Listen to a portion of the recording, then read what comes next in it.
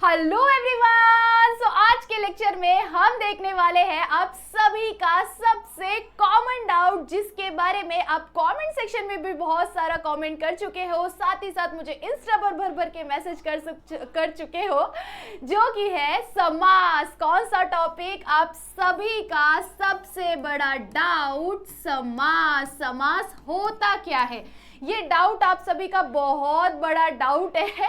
सो जरूर से आज के लेक्चर में बहुत अच्छी तरह से कंप्लीट हो जाएगा। So this is Priya Mishra and welcome to JR tutorial. So आज के लेक्चर में हम कंप्लीट करेंगे समास का ये टॉपिक। सेमी इंग्लिश के स्टूडेंट्स के लिए ये लेक्चर, जो इंग्लिश मीडियम के स्टूडेंट्स हैं उनके एग्जाम के अंदर नहीं आता। अगर आपको सीखना है तो बहुत अच्छी बात है, बट ये सेमी इंग्लिश के लिए ज्यादा ये लेक्चर काम का है और बहुत ज्यादा जरूरी है, क्योंकि आप सभी के लिए बहुत ज्यादा इंपॉर्टेंट टॉपिक है ये। और ये आता है आपके एग्जाम के अंदर पूरे 2 मार्क्स के लिए, और ये 2 मार्क्स आपको फिक्स मिलेगा, गारंटीड मिलेगा इस लेक्चर को कंप्लीट देख लोगे तो। ओके चलो, सो स्टार्ट करते हैं आपका ये lecture, semi English 10th standard semi English का समास ये टॉपिक। एंड अगर अभी भी आपको किसी भी टॉपिक से रिलेटेड कुछ भी डाउट है तो आप मुझे इंस्टा पर फॉलो कर सकते हैं, मैसेज कर सकते हैं, ठीक है। चलिए सो आगे स्टार्ट करते हैं आपका डाउट क्लियर करना। सो ये है आपके मराठी व्याकरण का एक टॉपिक जिसका नाम है समास।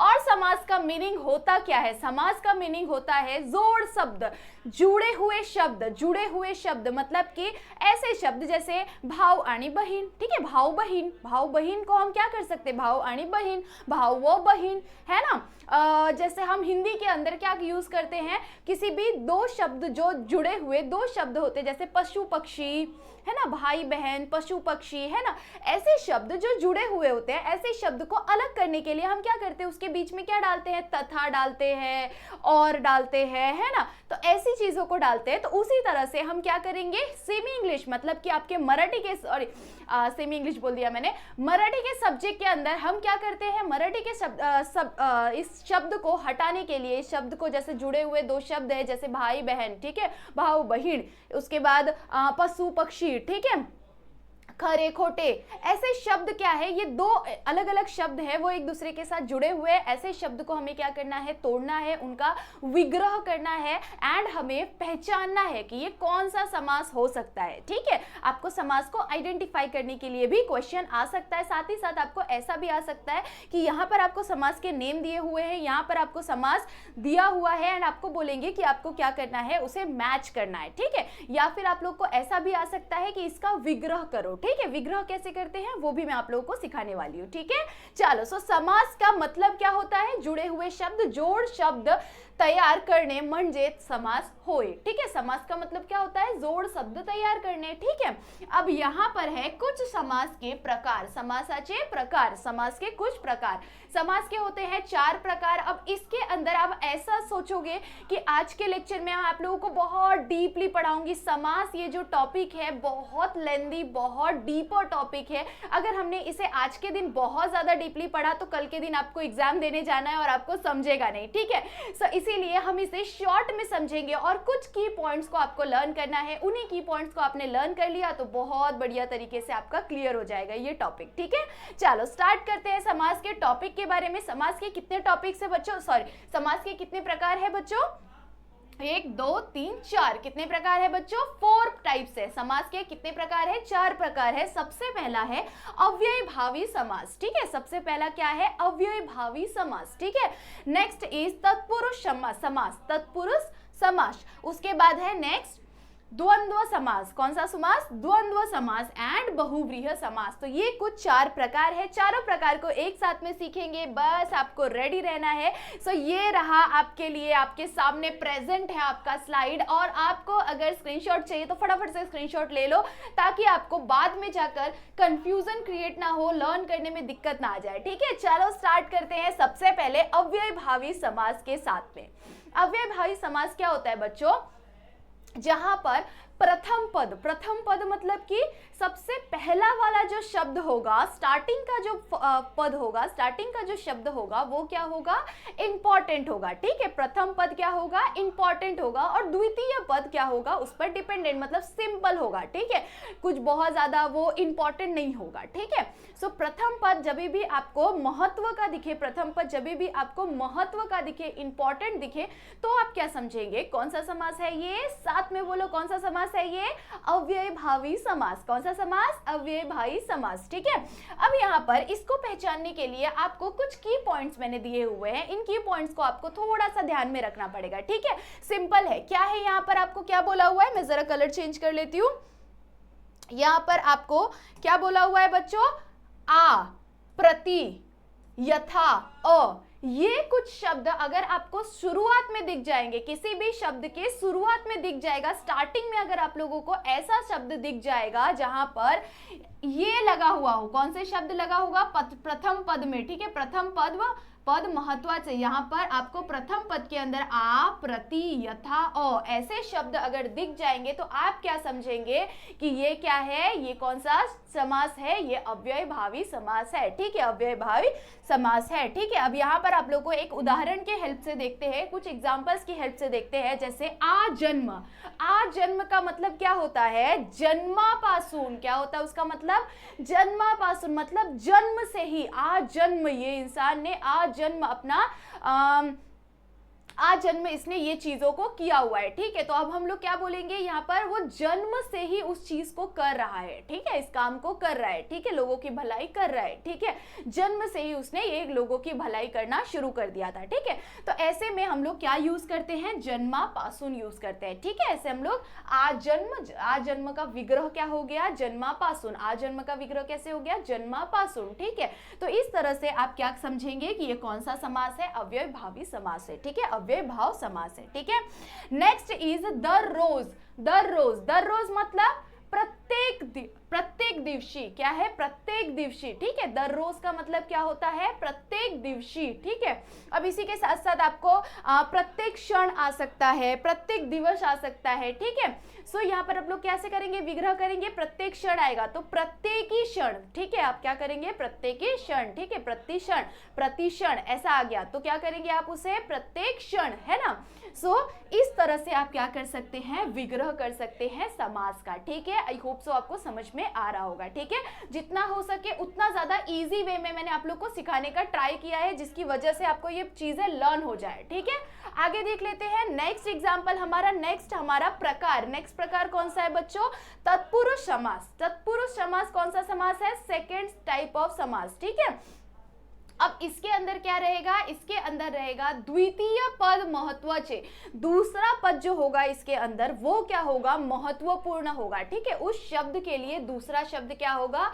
महत्वपूर्ण होगा। फॉर एग्जाम्पल तोंड, तोंड पाठ। ठीक है, क्या बोला हुआ यहाँ पर? तोंड पाठ। तोंड पाठ का मतलब क्या होता है? मुंह से। तोंड का मतलब क्या होता है? मुंह, और पाठ मतलब पढ़ना। ठीक है, मुंह से पढ़ने वाला। तो ठीक है, यहाँ पर हम लोग कैसे करेंगे इसका विग्रह? तोंडाने पाठ। तोंडाने पाठ मतलब हम लोग मुंह से क्या कर रहे हैं? पाठ कर रहे हैं ना। तो हमने यहाँ पर क्या यूज किया? तोंड पाठ के लिए हमने इसे विग्रह किस तरह से किया? तोंडाने पाठ। किस तरह से विग्रह किया? तोंडाने पाठ, है ना। सो इसी तरह से आपको कुछ भी आ सकता है। ठीक है, आपको पहचानना पड़ेगा। ठीक है, अब यहाँ पर देख लेते हैं नेक्स्ट महादेव। नेक्स्ट क्या है? महादेव। महादेव को हमने किस तरह से विग्रह किया है बच्चों? यहाँ पर महान असादेव। महान असादेव। ठीक है, महादेव का महान असादेव, तोंड पाठ का तोंडाने पाठ, है ना। तो इस तरह से आपको क्या करना पड़ेगा? विग्रह करना पड़ेगा और पहचानना पड़ेगा। ठीक है, सो ये कौन सा समास हो गया? तत्पुरुष समास। तत्पुरुष समास, द्वितीय पद महान। द्वितीय पद क्या होगा? महत्वाचे। द्वितीय पद महत्वाचे कौन से में? तत्पुरुष समास में। प्रथम पद महान मतलब कौन से में होगा? महान, सॉरी, महत्वाचे किस में होगा? अव्ययभाव समास में। ठीक है, अव्ययभाव समास में। नेक्स्ट है यहाँ पर हमारे पास थर्ड समास। थर्ड समास का टॉपिक जो कि टाइप जो कि है द्वंद्व समास। कौन सा है बच्चों? ये द्वंद्व समास। ठीक है, अब द्वंद्व समास के अंदर क्या होता है? दोनों पद क्या होता है? दोनों पद महत्वाचे। दोनों पद महत्वाचे मतलब कि दोनों शब्द क्या होगा? दोनों शब्द जो एक जोड़ शब्द बना हुआ है, एक जो जोड़ शब्द बना हुआ है उसमें दोनों शब्द क्या होगा?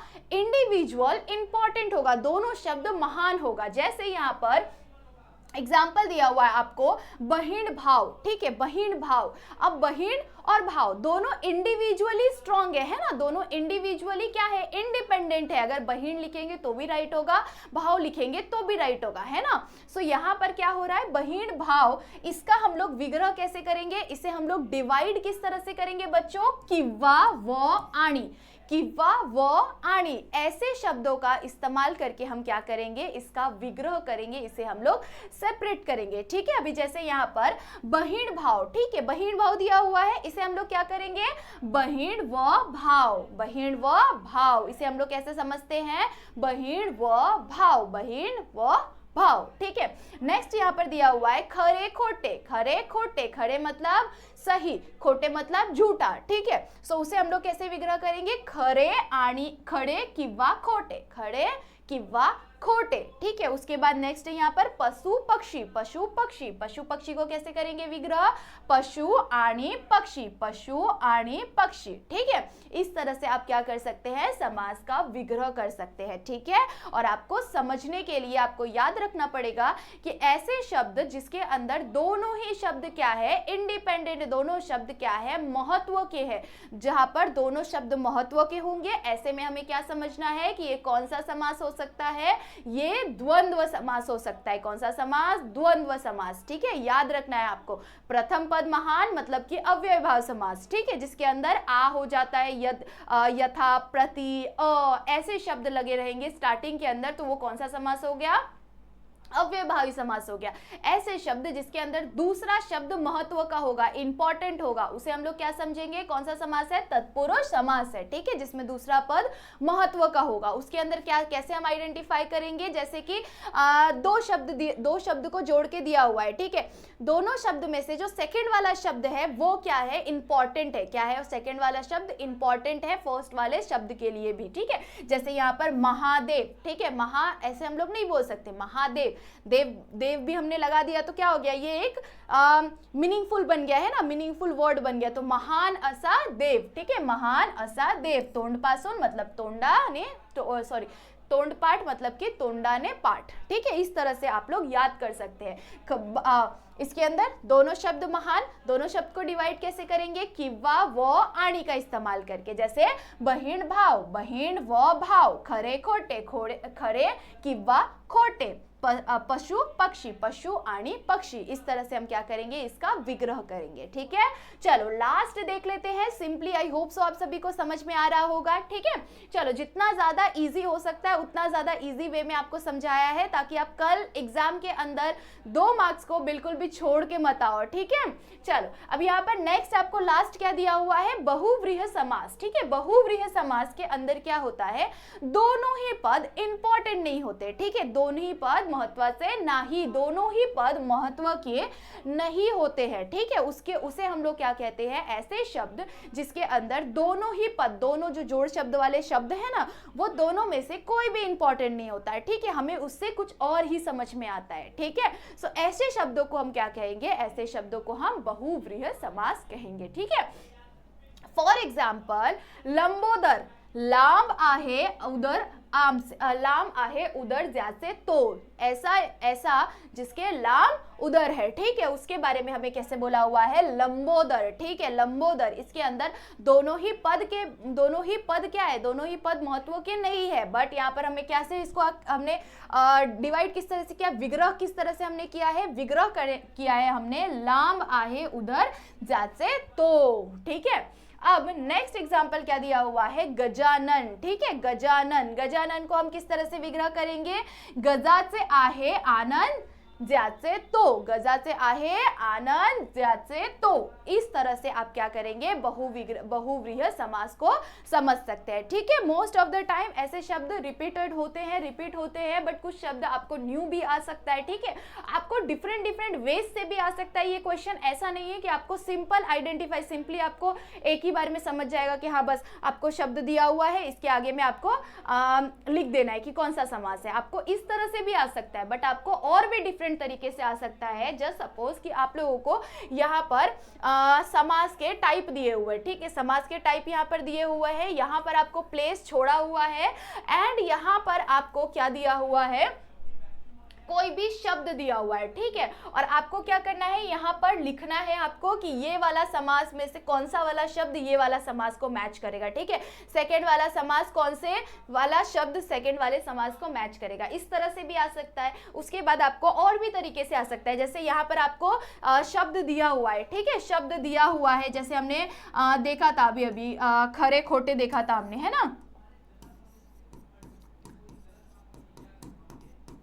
खड़े खोटे हमने देखा। तो अब आपको ये शब्द दिया हुआ है और इसके आगे आपको क्या लिखना है कि ये कौन सा समास है, ठीक है, इस तरह से भी आ सकता है। उसके बाद आपको ऐसे भी आ सकता है कि खरे खोटे को यहाँ पर क्या बोलेंगे, विग्रह करने के लिए बोलेंगे, एंड यहाँ पर आपको क्या रहेगा, समास का प्रकार रहेगा, ठीक है, और समास के प्रकार को आपको क्या करेंगे, बोलेंगे, पूछेंगे कि कौन सा समास का प्रकार है, ठीक है, वो आपको यहाँ पर लिखना रहेगा। तो आपको बहुत सारे अलग अलग तरीके से ये क्वेश्चन पूछा जा सकता है और ये क्वेश्चन के अंदर कंपलसरी आपको 2 मार्क्स मिलेगा। सो वो 2 मार्क्स को आपको लेना ही है, ठीक है। सो इसीलिए विग्रह अच्छे से करो, समझ लो, अगर आपको चाहिए तो आप फटाफट से स्क्रीनशॉट ले लो। अगर कुछ भी डाउट है तो मुझे इंस्टा पर जरूर से आप मैसेज भी कर सकते हैं और कमेंट सेक्शन में भी बता सकते हैं। आई होप सो आप सभी को बहुत अच्छी तरह से समझ में आया होगा। सो जाने से पहले वीडियो को लाइक करना बिल्कुल भी मत भूलना, ठीक है, और सारे दोस्तों को जल्दी जल्दी से शेयर कर दो, जिन्हें भी समास के अंदर डाउट है सारे दोस्तों को शेयर कर दो। और कल के एग्जाम के लिए आप सभी को ऑल द बेस्ट। भगवान आपके पेपर को बहुत ज्यादा इजी लाए और आप एकदम पूरा का पूरा पेपर अटेम्प्ट करके आओ और बहुत अच्छे मार्क्स स्कोर करो, ठीक है। चलो, सो तब तक के लिए बाय बाय, मिलते हैं in next lecture.